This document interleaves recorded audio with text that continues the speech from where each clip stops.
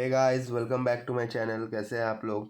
तो यार, जीआईसी का एग्ज़ाम तो हो गया 9 मार्च को। तो मैंने भी एग्ज़ाम दिया था, आपने भी एग्ज़ाम दिया होगा। तो देखते हैं कैसा ये एग्ज़ाम रहा और इसका एनालिसिस करते हैं, और मैंने कितने अटेम्प्ट्स किए और आपने कितने अटेम्प्ट्स किए वो आप नीचे कमेंट में बता सकते हैं।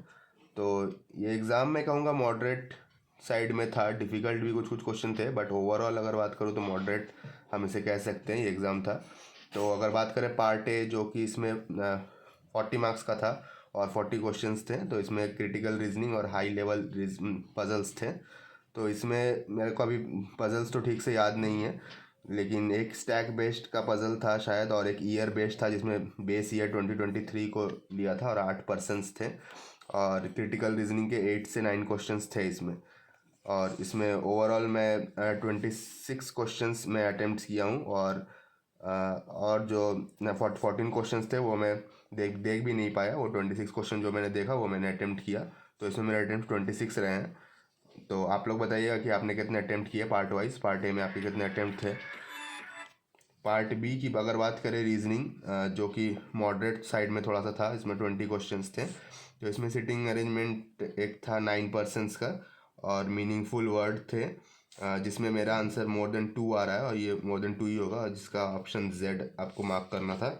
और एक था मिसलेनियस, जिसमें था 2 वर्ड्स दे दिए गए थे, और उसमें वॉवेल्स जितने भी थे उनको -1 करना था, और कॉन्सोनेंट जितने थे उनको +1 करना था।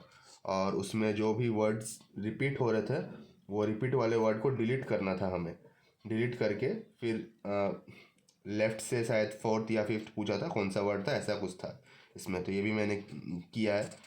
और अगर बात करें रीजनिंग में क्या क्या था, तो ब्लड रिलेशन था, जो कि काफ़ी ट्रिकी है, और मे भी हो सकता है ये क्वेश्चन रॉन्ग है, क्योंकि बहुत अटेम्प्ट किया सब ने। मैंने भी बहुत ट्राई किया, लेकिन ये ठीक से हुआ नहीं। तो ये ट्रिकी था, और मे भी हो सकता है ये क्वेश्चन गलत है, क्योंकि बहुत जगह मैंने देखा कि गलत बोल रहे हैं इस क्वेश्चन को। और ऑर्डर और रैंकिंग के क्वेश्चन थे 3 क्वेश्चन, ये भी मैंने किया है। डेटा सफिशिएंसी के 2 से 3 क्वेश्चन थे।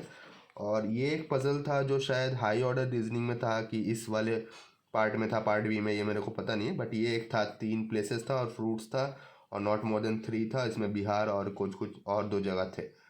और एक लीनियर सिटिंग अरेंजमेंट भी था, और वो भी मुझे ठीक से याद नहीं है। प्लेसेस था कुछ, और इसमें था। तो अगर रीजनिंग की बात करें तो मैंने रीजनिंग में 14 अटेम्प्ट्स किया है आउट ऑफ 20। तो और अगर इंग्लिश की बात करें, नेक्स्ट सेक्शन जो था वो भी मॉडरेट कह सकते हैं।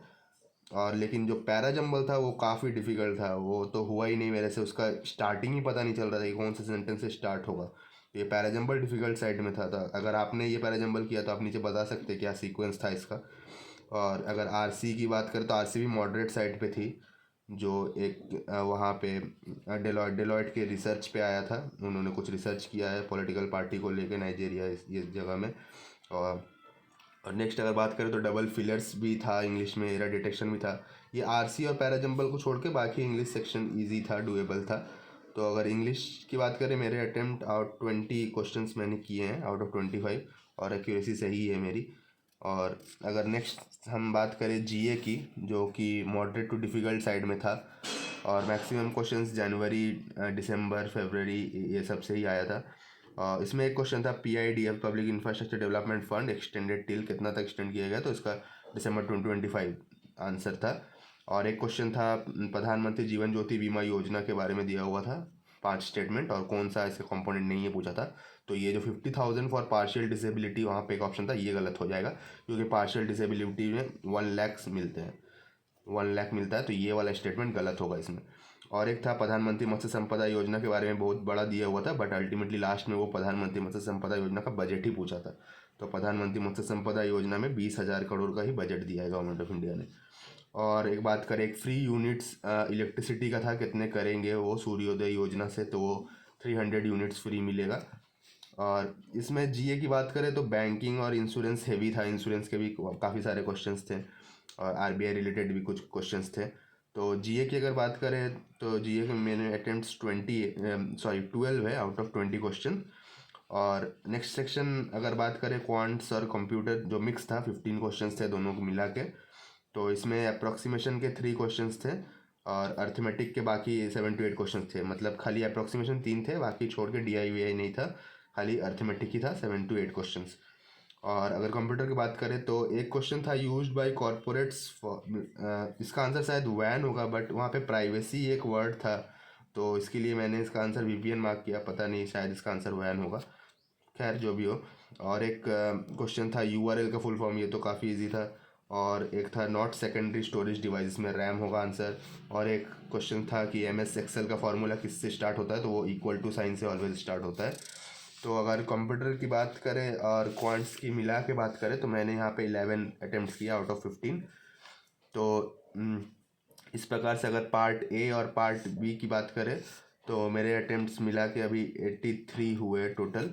और अगर पार्ट सी डिस्क्रिप्टिव में आए तो डिस्क्रिप्टिव में भी 30 मार्क्स थे, और एक ऐसे था, प्रेसी था और आरसी था।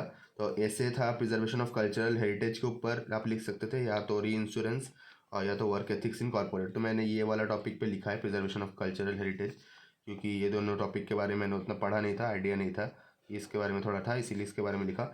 और एक प्रेसी आया हुआ था, वो business and books to read for success stories, success के लिए आपको कौन कौन सी बुक्स पढ़नी चाहिए, क्या करना चाहिए, उसके बारे में था। तो इसके बारे में प्रेसी आपको 130 वर्ड्स में लिखना था।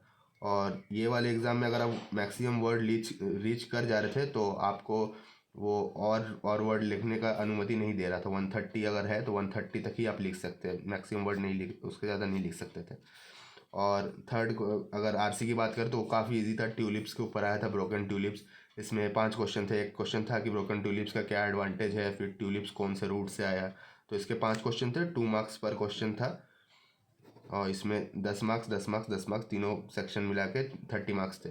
तो वही अगर ओवरऑल अटेम्प्ट में बात करूँ, मेरा सेक्शन ए में है 26 ए में, और बी में अगर बात करूँ तो बी में मेरा 57 है।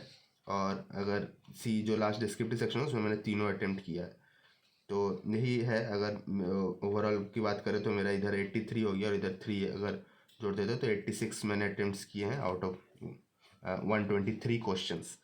तो अगर एक्सपेक्टेड कट ऑफ बात करें तो जैसे जीआईसी ने ऑलरेडी मेंशन कर दिया है कि 60% तो लाना ही है, जो कि अगर आप 150 का 60% करें तो वो 90 मार्क्स होता है डिस्क्रिप्टिव को मिला के।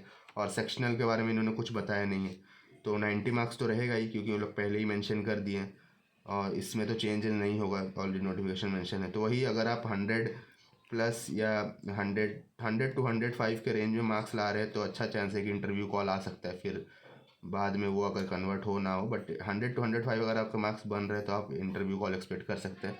तो गाइज़ अगर आपको मेरा मेरा एनालिसिस अच्छा लगा तो आप चैनल को सब्सक्राइब कर सकते हैं और वीडियो को लाइक कर सकते हैं। तो ठीक है गाइज़, मिलते हैं नेक्स्ट वीडियो में, तब तक के लिए all the best, bye bye, take care.